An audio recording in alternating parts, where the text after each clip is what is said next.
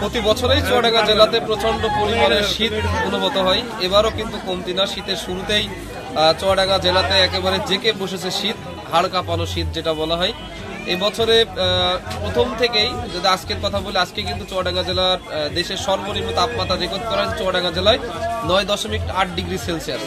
এই শীতের সময় আমরা দেখেছি সকাল থেকে বিশেষ করে সন্ধ্যা বা গভীর রাত পর্যন্ত কিন্তু যে সমস্ত শীতের কাপড় যেখানে বিক্রি করা হয় সেই সমস্ত স্থান অর্থাৎ পুরাতন কাপড়ের মার্কেটে কিন্তু দেখেছি ক্রেতাদের উপচে পড়া ভিড়। আমি যদি আপনাদের দেখাই, দেখছেন যে সন্ধ্যা, এখন কিন্তু সন্ধ্যার সময়তে দেখেছি যে একেবারে প্রতিটা দোকানে কিন্তু ক্রেতার উপচে পড়া ভিড়। ছোট থেকে বড় সব ধরনের বয়সের মানুষ কিন্তু এখানে আসে জিনিসপত্র কেনার জন্য, শুধুমাত্র শীত নিবারণের জন্য।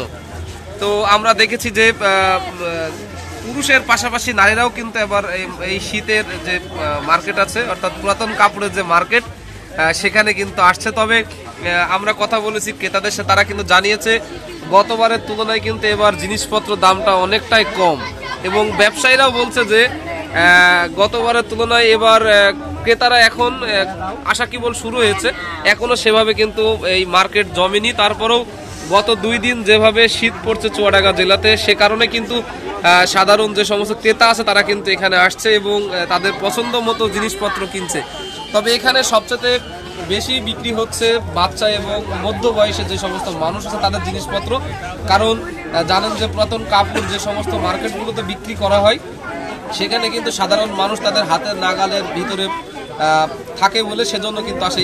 পাশাপাশি আমরা দেখেছি যে নতুন মার্কেটেও কিন্তু অনেক মানুষের ভিড়, কারণ ওখানে কিন্তু জিনিসপত্রের দাম অনেকটা বেশি, তারপরেও কিন্তু মানুষ শীত নিবারণের জন্য সেখানে যাচ্ছে। তবে এখানে আমরা দেখেছি প্রতি বছরেই কিন্তু মোটামুটি সাধারণ ক্রেতারা আসে এখানে ভিড় করে। তবে এখন ধারণা করা হচ্ছে যে আগামীতে অর্থাৎ আজকে কিন্তু আবহাওয়া অফিসে আমি কথা বলেছি, তারা কিন্তু জানিয়েছে যে আজকের থেকে কিন্তু চুয়াডাঙ্গা জেলাতে মৃদু শৈত্যপ্রবাহ শুরু হয়েছে এবং এটা আরো কয়েকদিন থাকার সম্ভাবনা রয়েছে।